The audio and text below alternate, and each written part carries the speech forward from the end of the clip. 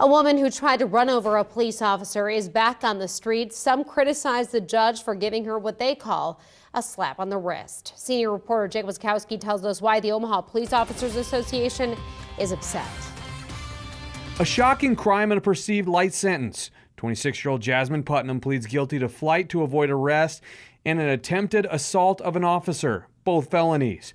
She could have been sentenced up to 22 years in prison. Douglas County District Court Judge James Gleason sentences her to 4 years probation. Douglas County Attorney Don Klein called it frustrating and disappointing.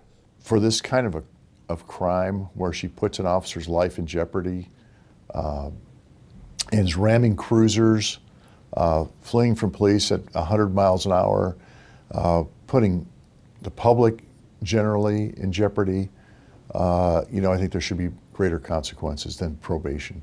In June, Putnam rammed a police car trying to flee outside Midtown Gas and Grocery on South 13th Street. She also hit a vehicle with a mother and her 2 kids inside. Putnam almost pinned an officer between her car and a cruiser, but the officer got out of the way. She has a long criminal history in Iowa and Nebraska.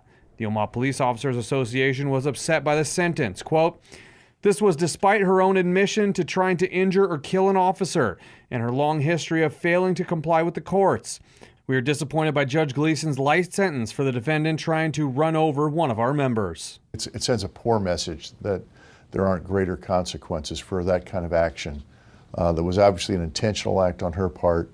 We're fortunate that this isn't even worse with an officer getting seriously injured. Klein says they are going to keep a close eye on her because if she commits another crime, she could end up behind bars again for violating probation. Reporting in downtown Omaha, Jake Wiskowski, 3 News Now.